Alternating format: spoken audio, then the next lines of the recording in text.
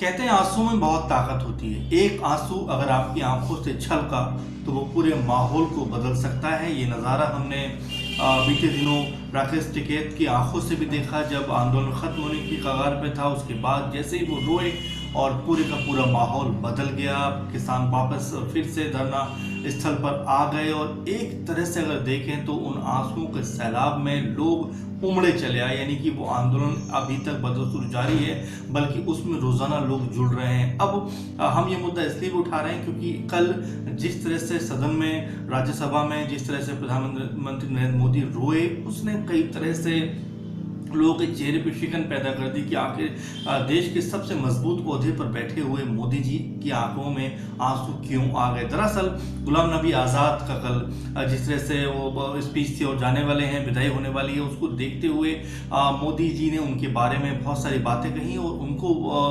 जो है उन तमाम बीती बातें याद करते उनकी आंखों से जो आंसू छलक गए। वहीं गुलाम नबी आज़ाद भी इसके बाद जब खड़े हुए तो वो भी आंखों से अपने आंसू जो है रोक नहीं पाए। यानी कि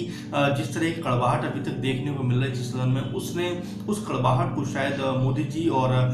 गुलाम नबी आज़ाद जी ने अपने आंसुओं से धोने की कोशिश की। लेकिन क्या ये सियासत जिस तरह की हो रही है और जिस तरह से लगातार राकेश टिकैत के आंसुओं की बात करें तो उनको यही मीडिया था जो घड़ियालू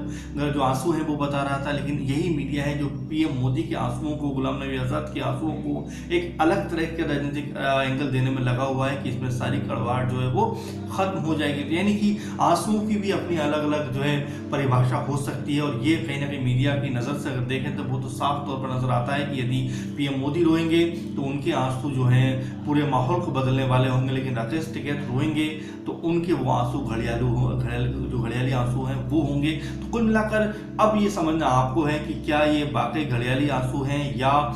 जो है वाकई गुलाम नबी आज़ाद के जाने पर जो है पीएम मोदी खासा दुखी हैं और खासा उनके मन में जो है इस बात को लेकर दुख है। ये तो खैर वही बता सकते हैं, लेकिन जिस तरह से आंसुओं का सैलाब पर उमड़ा उसने तमाम जो पत्थर दिल लोग थे उनको भी कहीं ना कहीं नम जरूर कर दिया। लेकिन सबसे महत्वपूर्ण बात फिर यही है कि आंसुओं का इस तरह से आना और मीडिया में जिस तरह से उनके आंसुओं को पेश करना, दोनों में बला जो जिससे हम बात करें कि दोनों का जिस तरह से नजर आ रहा है सामने स्क्रीन पर, वो ये बता रहा है कहीं ना कहीं मीडिया भी उनके आंसुओं को एक अलग तरह से दिखाने की कोशिश कर रहा है। जिस तरह से जो है राकेश टिकैत के आंसुओं को दिखाया गया था कि वो उनको बहुत ही जो है एक तरह मौका परस्त आंसुओं का नाम दिया गया था, वहीं मोदी के आंसुओं को ये नाम दिया जा रहा है कि इस राजनीति में एक अलग तरह की परिभाषा का गठन होगा। तो कुल मिलाकर ये अब तमाम सारी बातें हैं जो